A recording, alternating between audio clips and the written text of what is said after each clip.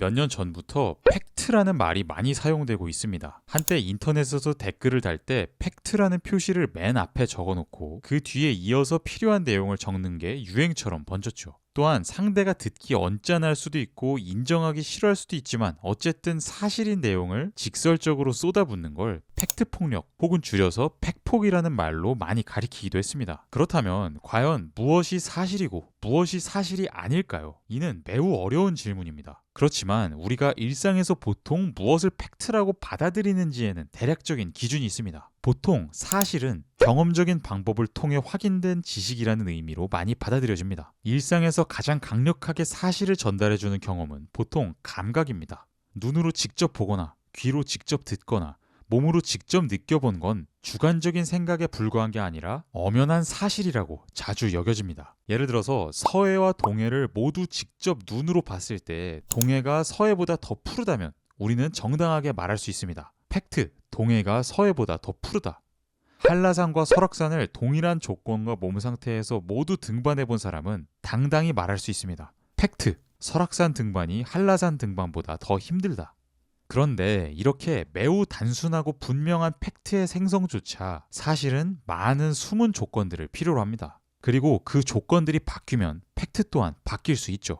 예를 들어서 충남 서천을 방문해 그곳의 바다 색깔을 보고 난 후 서해의 색은 이렇구나 라고 생각했는데 알고 보니 경남 사천을 방문했던 걸 수도 있습니다. 만약 정말로 이렇게 착각한 거라면 내가 서해의 색깔이라고 알고 있는 건 사실 남해의 색깔일 겁니다. 이렇듯 감각적인 경험을 통해 동해가 서해보다 더 푸르다라는 사실을 알아내려면 내가 동해라고 생각하는 곳이 정말로 동해이고 내가 서해라고 생각하는 곳이 정말로 서해라는 전제가 충족되어야 합니다. 뿐만 아니라 나는 푸른색에 대해서 제대로 이해하고 있어야만 합니다. 가끔씩 인터넷에는 색상 논란 이미지들이 돌아다니죠. 예를 들어서 테니스 공이 초록색인지 노란색인지에 대해서는 논란이 있다고 합니다. 똑같은 테니스 공을 보고도 어떤 사람은 초록색이라고 어떤 사람은 노란색이라고 생각합니다. 한국 사람들은 보통 그 중간이 연두색이라고 생각하고요.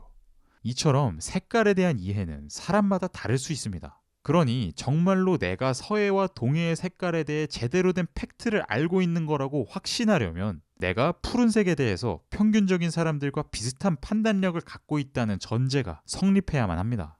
이 밖에도 아주 단순한 경험적 사실 하나를 얻어내기 위해서 고려해야 할 조건들은 아주 많습니다. 사실 우리는 이런 조건들을 무한히 열거할 수 있습니다. 감기약을 먹고 정신이 혼미한 상태에서 바다 색을 제대로 못 본 게 아닌지, 드라이브 중 자동차 유리창의 색깔 때문에 바다 색을 제대로 판단하지 못한 게 아닌지, 동해가 푸르다는 선입견에 너무 몰입한 나머지 색에 대한 객관적인 판단 능력을 잃은 게 아닌지, 이렇게 동해가 서해보다 더 푸르다는 단순한 팩트 하나를 얻기 위해 고려해야 할 조건의 수는 무한합니다.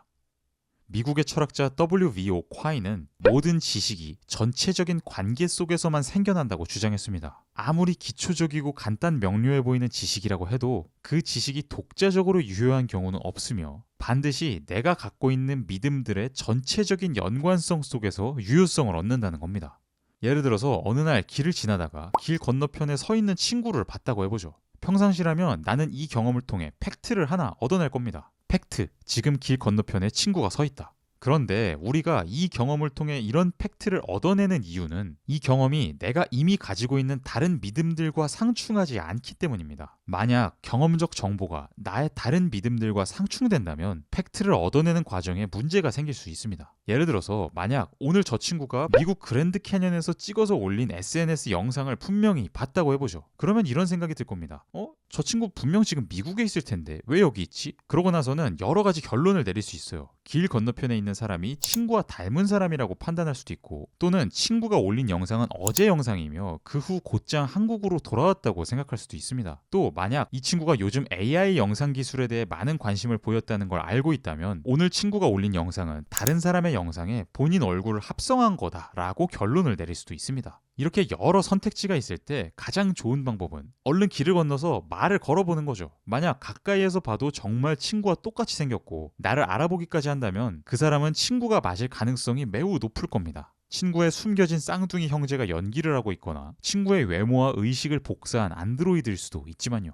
반면 나를 모른 척하고 그냥 지나가 버린다면 내 친구가 아닐 가능성이 꽤 높죠. 하지만 이 역시 완전히 확신할 수 있는 사안은 아닙니다. 어쩌면 친구는 지금 미국에 있는 척을 하고 싶고 한국에 있다는 걸 들키기 싫어서 나를 모른 척 피한 걸 수도 있죠. 또는 기억하지 못하는 사이에 내가 친구에게 심각한 잘못을 저질렀어서 친구가 지금 나를 피하는 걸 수도 있습니다. 이 밖에도 동일한 경험적 정보를 말이 되게 해석할 수 있는 가능성은 무한히 많습니다. 다만 우리는 이 무수히 많은 가능성들 중에서 지금 내가 갖고 있는 믿음들의 전체적인 체계와 합치하는 가장 그럴듯한 후보지 하나를 선택해서 그게 객관적인 정보라고 생각할 뿐이죠.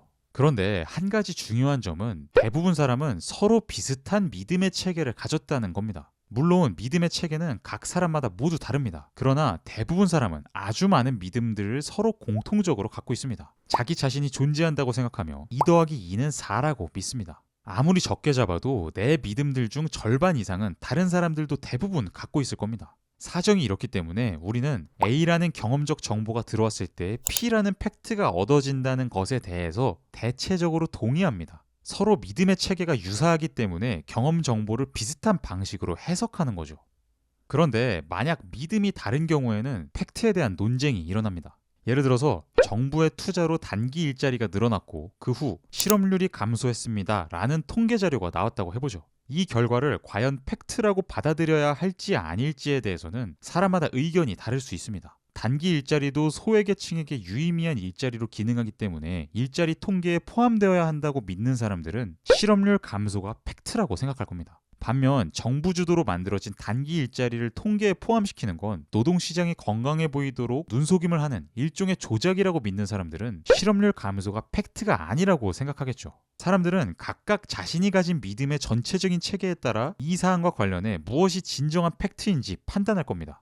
때로는 팩트 판단이 불가능하다고 느낄 수도 있어요. 실제로 팩트를 가려낼 수 없는 문제들도 많습니다. 그런 사안에까지 다 팩트를 결정하려고 하면 원활한 의사소통이 어려워지죠.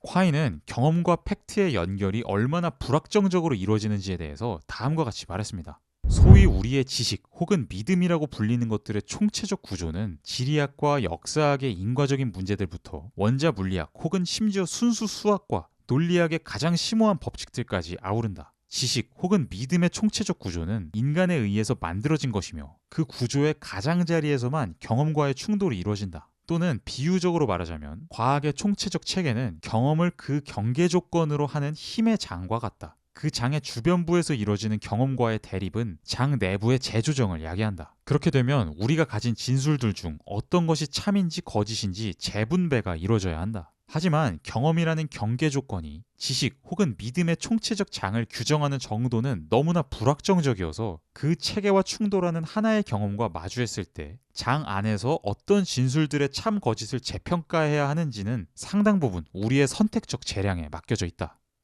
즉 우리가 가진 믿음의 총체적인 구조는 경험적 자료에 의해 끊임없이 재조정됩니다. 그런데 어떤 경험적 자료가 어떤 팩트의 수용으로 이어지는지에 대해서는 확정적인 규칙이 없습니다. 따라서 우리는 경험으로부터 팩트를 이끌어내는 과정에서 비슷하게 타당한 여러 개의 선택지들을 마주쳐 자주 고민하게 되죠. 콰이는 핵심 믿음과 주변부 믿음을 구별했습니다. 핵심 믿음은 믿음의 전체적인 체계를 지탱해주는 데에 중심적인 역할을 하는 믿음들을 가리킵니다. 이런 믿음들은 쉽게 흔들리지 않습니다. 예를 들어서 2 더하기 2는 4다 라는 믿음에 의심을 제기하는 사람은 거의 없죠. 이 믿음을 부정해버리면 수학을 기초로 하고 있는 과학기술 분야의 활동에 심각한 지장이 생길 것이며 당장 물건을 사고 파는 데에도 커다란 문제가 생깁니다. 마트에 가서 2만원짜리 물건 2개를 짚고서는 3만원이라고 주장하면 경찰서에 붙잡혀 가겠죠. 우리의 일상 속에는 덧셈에 대한 믿음이 깊이 침투해 있으며 우리가 누리는 많은 것들이 그 위에 기초해 있습니다. 따라서 덧셈에 대한 믿음은 새로운 경험적인 정보를 얻는다고 해서 쉽게 바뀌지 않습니다.